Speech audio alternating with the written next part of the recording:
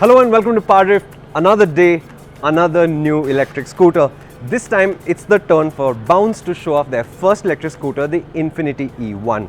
And by first, I do mean that this company intends to have a lot more scooters, and the next one to come after this will be something that you might use for urban trips, for somebody who's delivering food and stuff like that, a scooter that's even cheaper than this.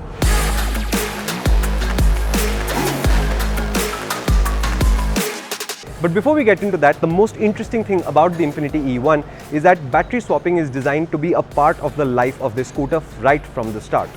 You do have the option to purchase the battery with the scooter, with the charger, as you would do with any of the other electric scooters in the country. But what Bounce hopes you will do is actually opt for the swap option, where you will be able to go to a swap network station and then change the battery under the seat out and take a fresh one. So where would you do this? What Bounce wants to do is set up a charging station numbering into the thousands.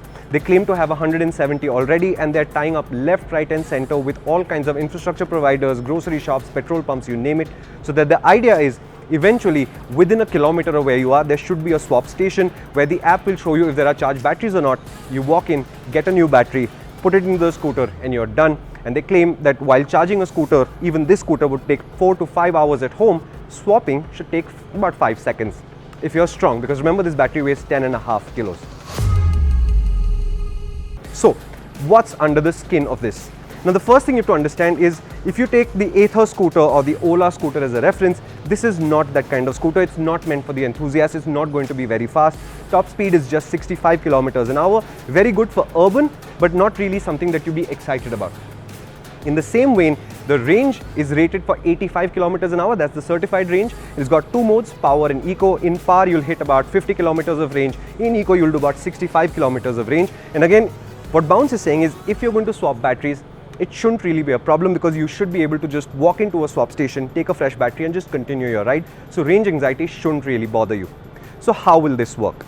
Now the idea is that the scooter is priced at about 69,000 rupees, including FAME subsidies in most places in the country, and state subsidies will accrue separately, right? That's if you buy the scooter with the battery and the charger and you own the battery. But as soon as you take the battery out of the equation and you opt for the swap scooter, then the price falls to about 45,000 rupees in most places. The lowest we've seen is 36,000 rupees, including all subsidies. And for 36,000 rupees, you get a whole functional scooter and you pay subscription to access the battery swap network.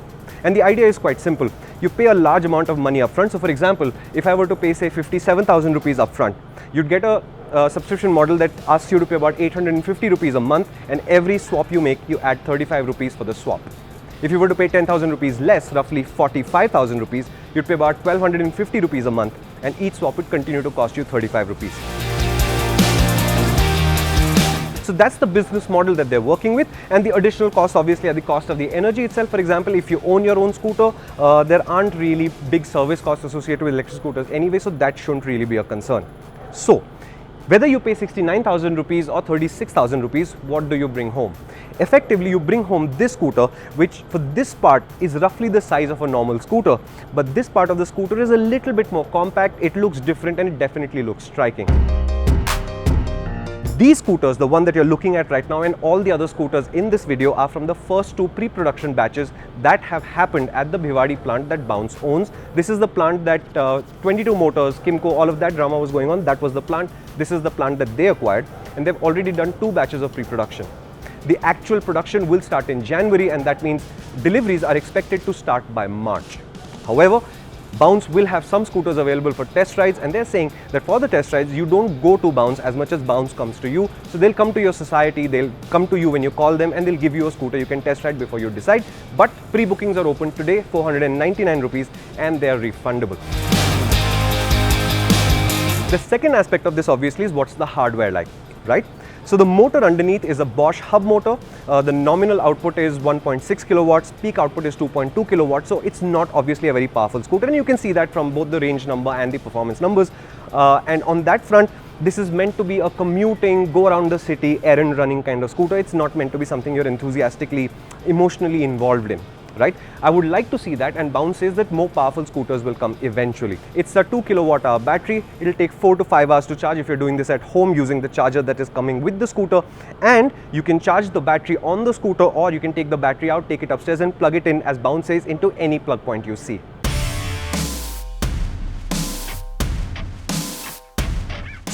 What can I tell you about this scooter as I see it today? Well, it is a little bit of a compact scooter. So when I sit on this scooter, I'm 6 foot tall and my knee is actually touching the key already. So if you're not as tall as me, you should not have any space issues with this scooter. But if you are a tall person, a test ride is vital for you to decide whether this scooter fits you or not, because it's not a very large scooter.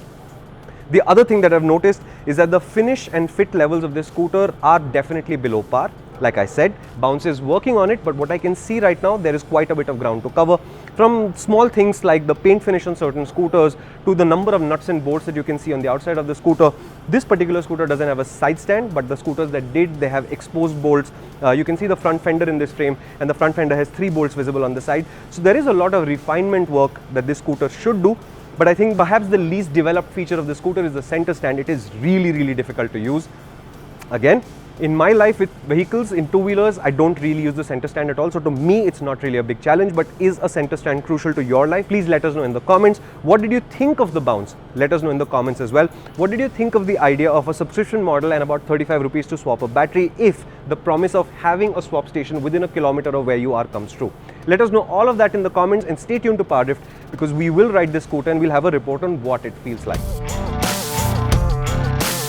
In sum, that's the story of this scooter, and the interesting idea that Bounce is suggesting is that if you were to assume that the cost of this battery is, let's say, 40,000 rupees, you can remove that cost from your purchase cost simply by opting to swap batteries.